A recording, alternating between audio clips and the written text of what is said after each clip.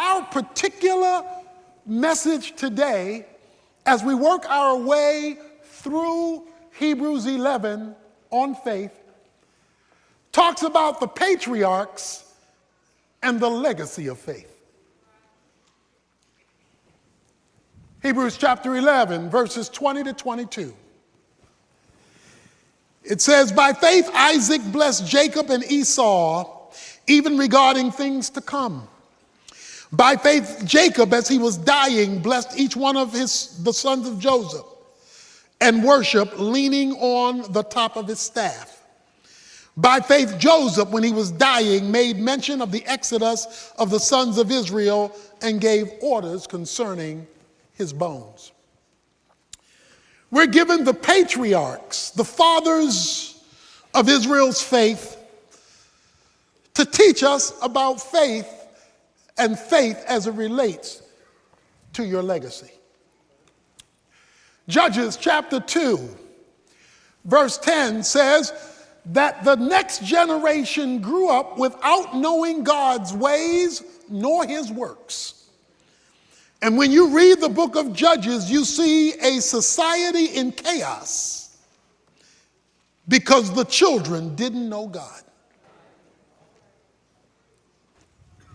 The greatest collapse in America, in our country today, is the collapse of the family. Because whoever owns the family owns the future. The saga of a nation is the saga of its families written large. The greatest cause of poverty, the greatest cause of instability, the greatest cause of dropout rates, the greatest cause of teenage pregnancy, the greatest cause of criminalizing the next generation can all be whittled down to the breakdown of the family. I don't care who you elect. If you don't get the family straight, the White House is not going to be able to fix your house.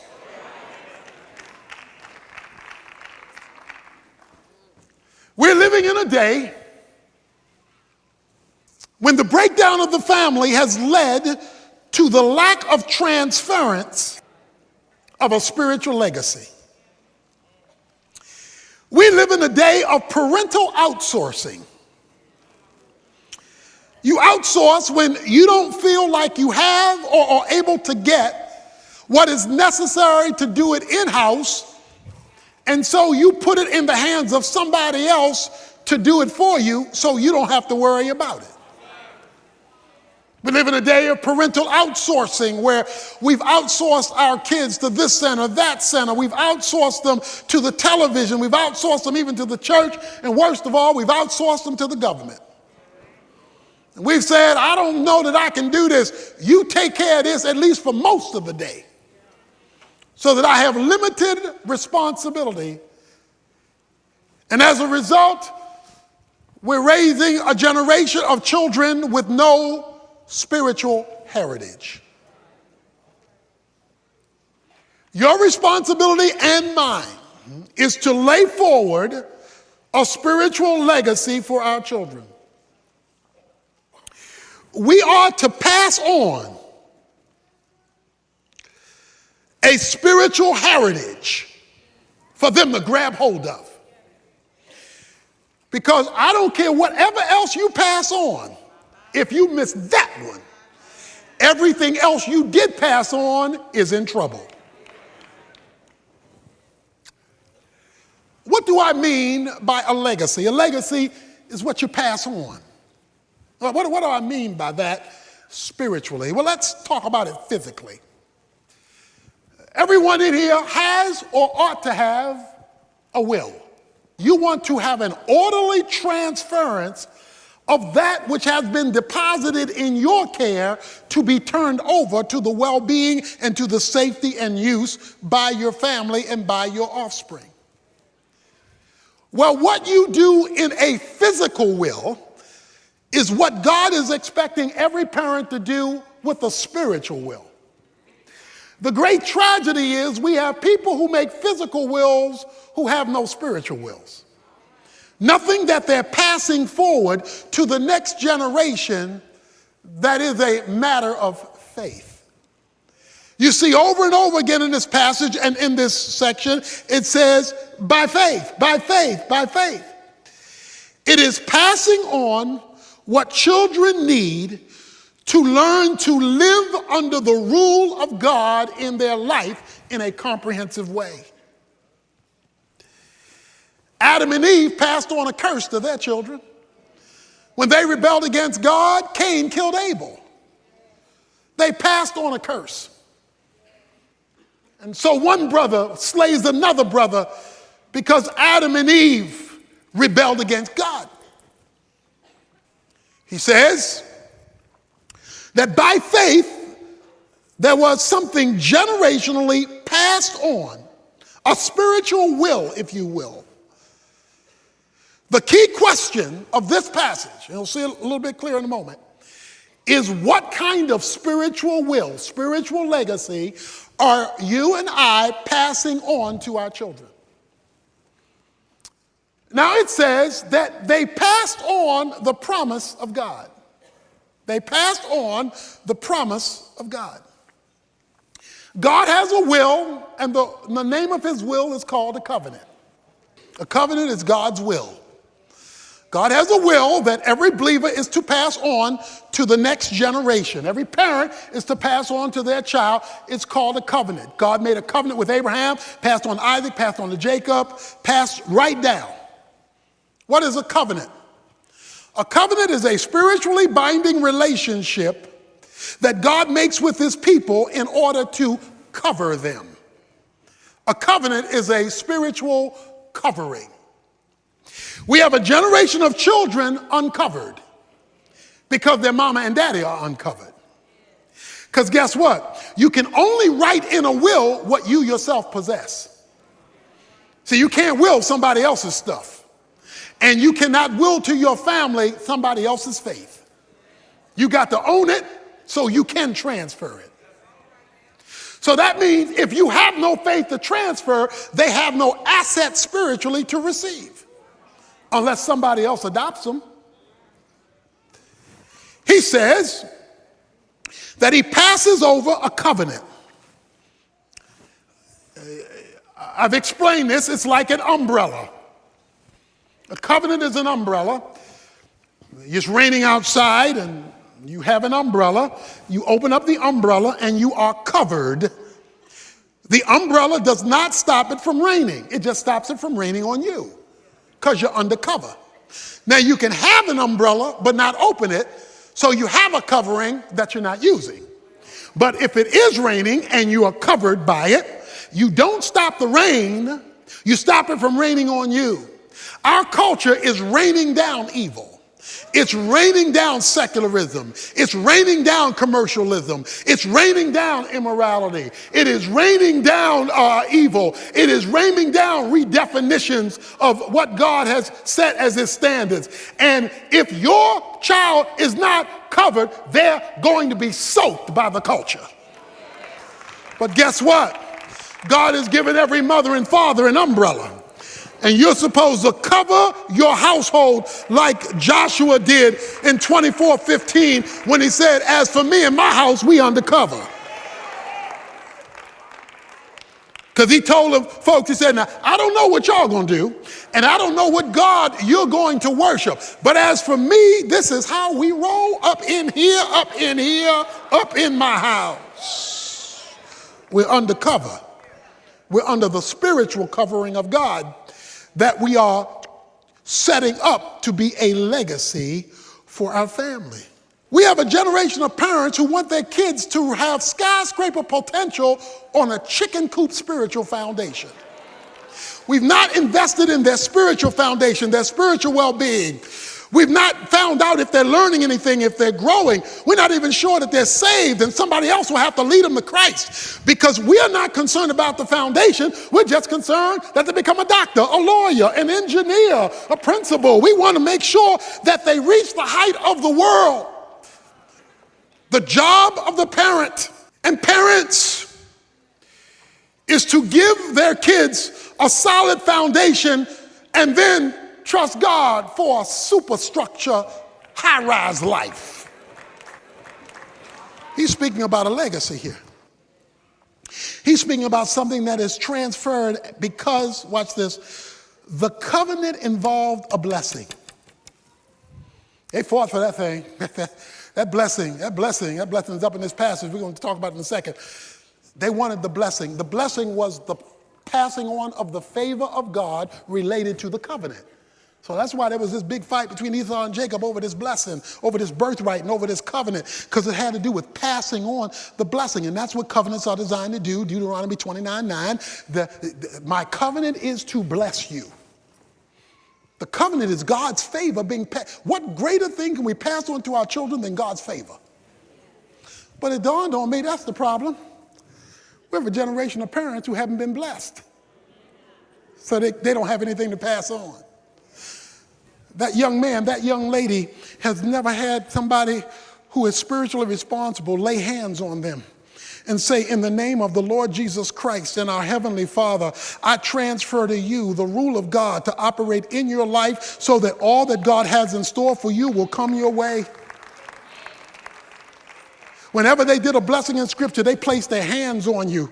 And they place their hands on you and say, I'm transferring to you through me, through my fingertips, God's favor on your life as it has been in my life, so that you will have more of his life in you than I had in my life, so that God will take you further than he took me, because I am transferring the blessing.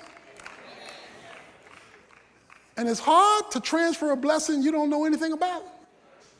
Chaos. Because they're unblessed parents. And did you know it? They won't be able to articulate it to you. Your baby is waiting for that blessing. Your baby is waiting for mom and dad to lay their hands on them and say, I pronounce God's favor in your life as you follow his way, his will, and his word. They're begging for it. Because if you don't do it, Satan is ready to curse them.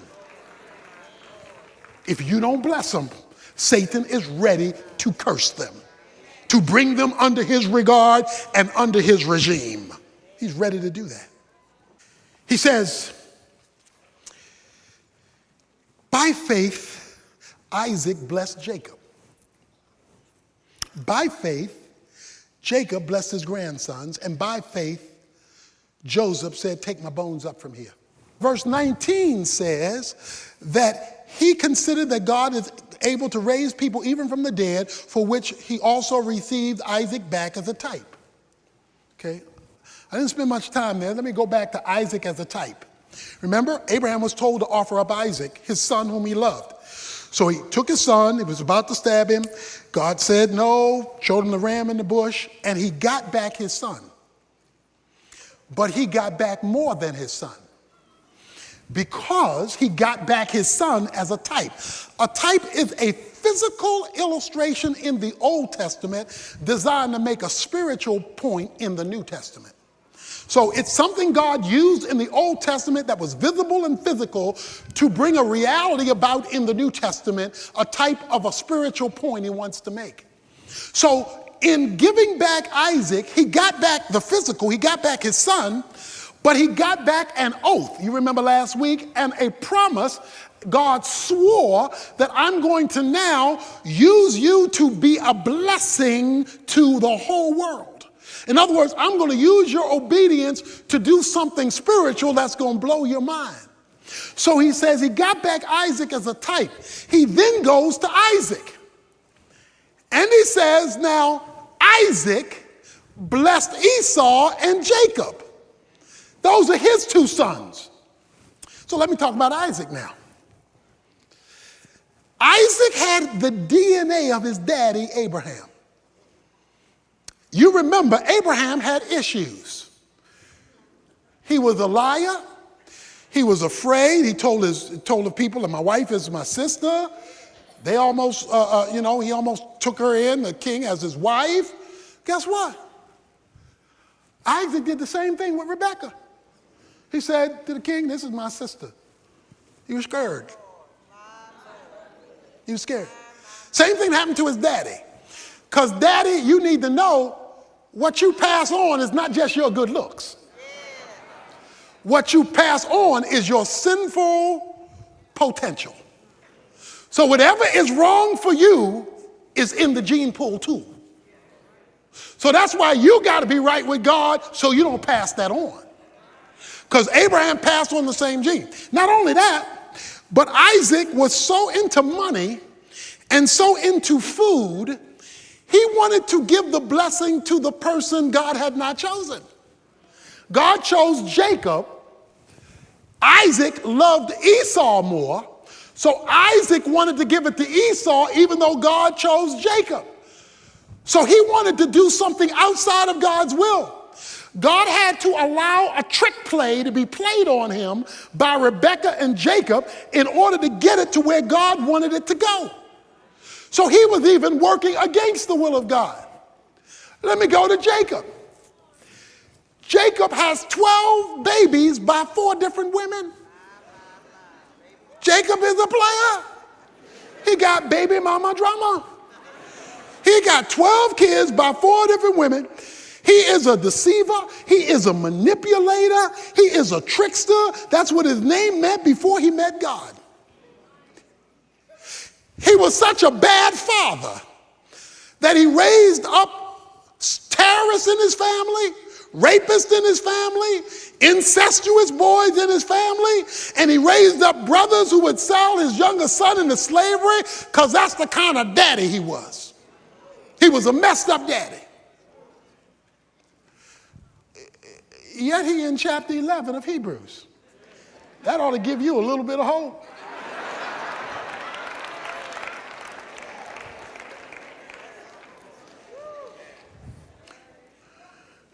Because even though they were failed, here it is, watch this. Isaac, I'm going to get to Joseph in a minute. Isaac, when God reversed it and didn't let him give the birthright to Esau, his favorite older son, Isaac said, I give up, God. However you want it is how we're going to do it. Esau came in and said, reverse it, Dad. Reverse it, Dad. I'm your son. You love me the most. Reverse it, Dad. Dad said, I can't do that. That's not God's will. Okay, watch this, Dad. His sons were grown. So even if you failed at a young age and have to make it up as a grown man, you get that thing right with those kids that you failed so that you can begin to live by faith at the position you're in. So you say, oh, I wish I was a better father when they were 2, 3, 4, and 5. Yeah, I wish you were too. They wish you were too. God wishes you were too. Now they're 35 and 40 years old. What's a man to do? You to go back and make everything right you can make right because you want still whatever legacy God can leave to be transferred. Okay, what does it say about Jacob? It says Jacob leaned on his staff and worshiped, having blessed his grandsons. So he leans on his staff and worshiped. Now he leaned on his staff because 2 reasons. He's very old, and God had messed up his hip. Remember when he wrestled with the angel of the Lord and he got dislocated hip? So he's walking with a cane because he's old and he has a dislocated hip. And he blesses his grandsons, Joseph's son, the son who he had initially led to get in trouble by making him the coat of many colors and parading it in front of his brothers. Okay, here's some good news. Once God gives you grandsons or daughters, he just gave you a second chance. He gave you the chance to make up for the failures you made with your children. Some things you can't do with them at 35 and 40 years old, but once you start having grandbabies, he says, okay, we can't do this with them, but you can do this with the grandkids, so I'm giving you another opportunity to lend spiritual influence in your family structure. So don't miss the grandkids, even if you miss the kids. It's God's second chance. And then it says Joseph, by faith. Joseph didn't have the problems of his father, grandfather, great-grandfather. His problems were basically related to immaturity, and he had to spend a life of ups and downs. We went through that in our series on Joseph. Ups and downs, ins and outs. He went up and down. But he came to the end of his life. You meant it for evil, God meant it for good. He was able to forgive because he saw the hand of God. And then according to verse 22, he says, when I die, take my bones up out of here to the place God promised. Take my bones from here when I die to the promised land whenever God brings it. Watch this. Abraham didn't get to own the promised land. Isaac didn't get to own the promised land. Jacob didn't get to own the promised land. All they had was a promise. That's all they had was a promise. But they said, our confidence with God is so strong that even though he just got us to visit it, and Joseph didn't even get to visit it because he lived all of his life in Egypt, we're going to believe the promise of God, and we're going to keep telling it to our children, one generation after another generation, in spite of the fact that God has done some good things, but we haven't seen the full manifestation yet. Transferred the covenantal promises of God. And so you pass it on and you let God give you down payments along the way. It's like the father who said, okay, I'm going to give you an inheritance of $100,000 when I die. That's what's in the will. It's $100,000. But every year I'm going to give you $5,000 because we don't know when you're going to get the $100,000 because you don't know when I'm going to die. So every year I'm going to give you $5,000 just to let you know I'm serious about the $100,000 when it is to come. So what? We got a great future. God in eternity has got a lot for us. But he says, if you operate under my covenant, I'm going to give you a little something here. I'm going to give you a little something there. I'm going to give you a little something here. I'm going to give you a little something there. Just to let you know I'm good for the big thing later on. But some of us are missing out on a little something because we don't believe the big something. And so we don't walk by faith. We walk by sight. And if you walk by sight, you have Isaac, but no type. You have no spiritual reality. Notice it was Abraham, Isaac, Jacob, Joseph. It's all men in this section. Why? Because the covenant was passed from the man. In the Bible, the man raises the children, not the woman. Ephesians chapter 6 says, fathers raise your children. It's the father's job. You say, well, what's the woman supposed to do? Help. It was Abraham, Isaac, and Jacob because men were held responsible. That's why God says, Adam, where are you? Not Adam, where are y'all? Because you're responsible. That's why Satan is causing men to desert their homes, to renege on their families, to desert their children, to walk away from their pregnant mothers. He's getting the men out of the home so he can stop the covenant from transferring. God for all you mothers who refuse to let the devil have his way. It says they passed.